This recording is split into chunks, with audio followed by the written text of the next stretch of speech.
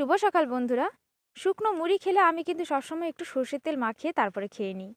এটা দিচ্ছি কৌশিককে। বিস্কিট, চা আর মুড়ি দিয়ে ভিজিয়ে দিয়েছি, তাই একটু মিশিয়ে দিচ্ছি ওকে। আর আমারটায় দেখো একটু সর্ষের তেল মাখিয়ে নিয়েছি। বাজারে এই কেনা মুড়িটা খুব একটা ভালো লাগে না। আগে কিন্তু আমাদের বাড়িতে মুড়ি ভাজা হতো, এখন আর হয়ে ওঠে না। অনেকক্ষণ থেকে বাবার কাছে বসে আছি। বাবা একটা সুন্দর জিনিস করছে। এই যে দেখতে পাচ্ছ এই জিনিসটা, এটা আমাদের ধান রাখার গোলাটা নষ্ট হয়ে গিয়েছে, তাই একটু মেরামত করে দেবে বলে এটা বুনে নিয়েছে। কয়েক বছর আগেও কিন্তু বাবা এই সমস্ত জিনিস বুনতো। যেমন ধরো বসার কোনো জিনিস কিংবা খাঁচা, এই যে জিনিসটা দেখতে পাচ্ছ এরকম কিছু।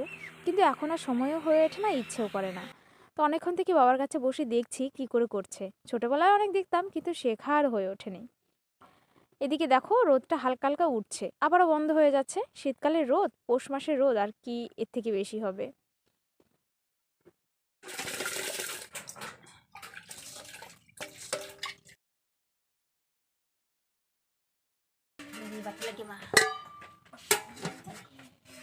নমস্কার বন্ধুরা, শুভ সকাল।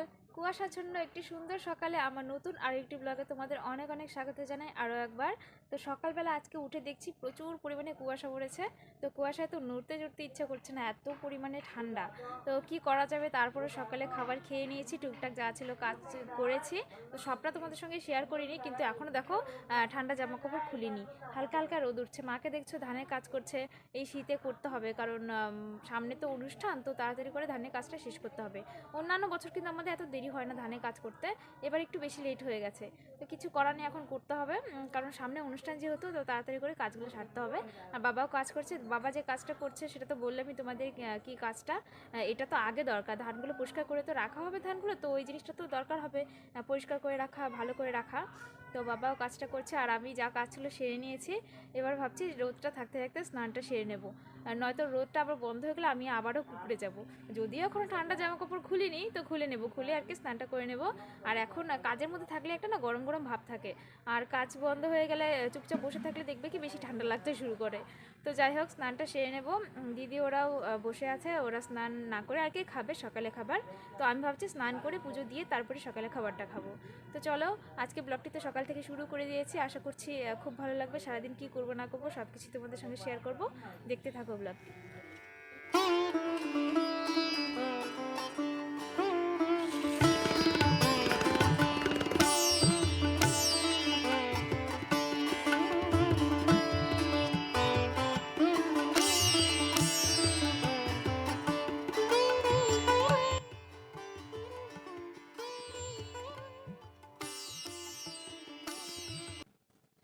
পুজো দিয়ে উঠলাম, তারপরে দেখছি বাড়িতে গাজি এসেছে।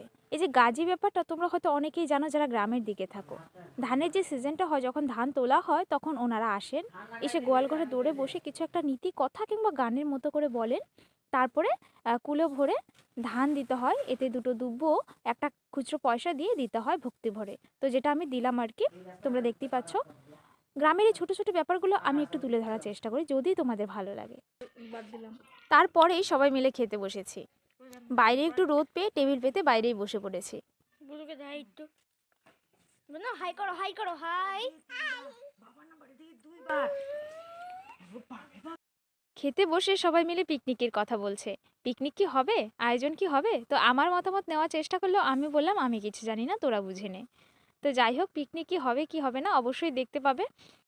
তবে শীতকালে রোদে বসে খাওয়াটা কি পিকনিক খেতে কি কম কিছু মনে হচ্ছে?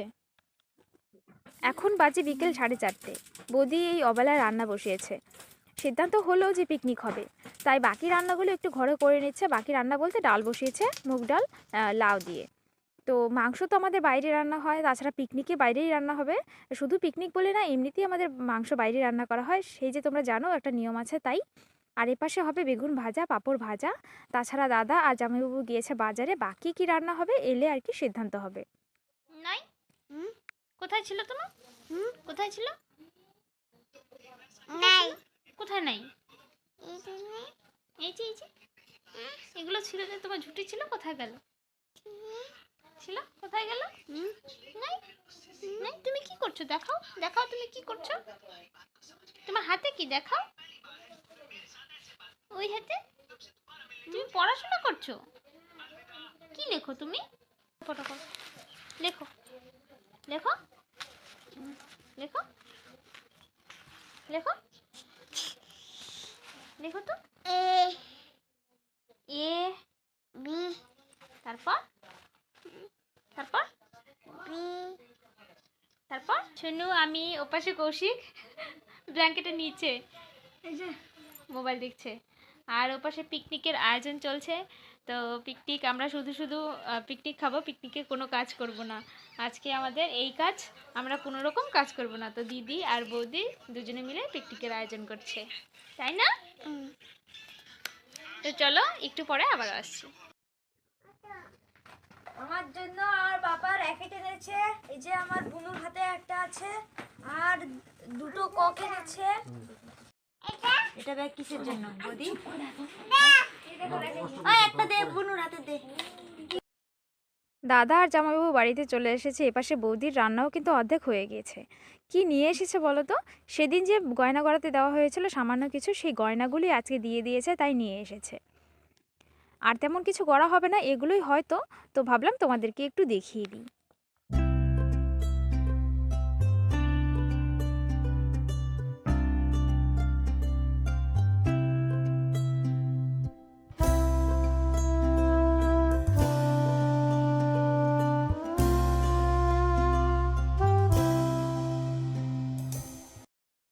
এখন কটা বাজে? এখন বাজে সন্ধ্যে 7:30। হ্যাঁ, মাংস বাছা হচ্ছে। ভেবেছিলাম পিকনিকের মতো করেই হবে, একেবারেই বাইরে আয়োজন করাও হয়েছিল, কিন্তু এত কুয়াশা পড়েছে দেখে সবাই ভয় পেয়ে গিয়েছে। তারপরে দাদা বলল, ঠিক আছে মাংসটা বারান্দাতেই করে ফেলে, সবাই মিলে খেয়ে নেবো, এতেই পিকনিক হয়ে যাবে। আর এই পাশে কৌশিক র্যাকেট পেয়ে রাতেই খেলতে শুরু করে দিয়েছে। সব রকমের মশলা করা রেডি, পেঁয়াজ রসুন আছে এখানে, এদিকে আছে আলু, আর এই পাশে চিকেন। মোটামুটি সবই রেডি, এবার শুধু রান্নাটা হবে। রাঁধুনিও রেডি। ছোটরা বড়রা সবাই মিলে বাইরেই দৌড়োদৌড়ি করছে। আমিও ভাবছি কৌশিকে ঠান্ডা না লেগে যায়। ও দেখো টুপিটাও খুলে ফেলেছে। আর ও ঠান্ডা লেগে গেলে না খুব কষ্ট হয়, ও সহ্যই করতে পারে না সর্দি কাশি হলে। তো চলো অপেক্ষা করছি কখন রান্নাটা হবে। হ্যাঁ,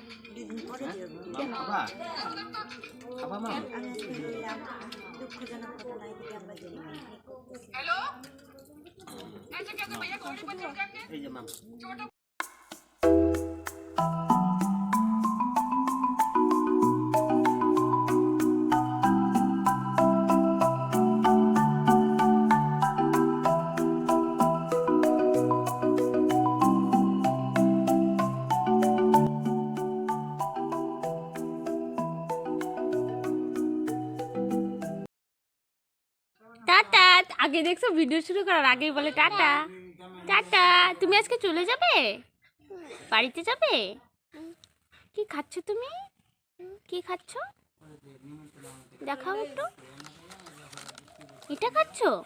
তুমি ভাত খেয়েছো?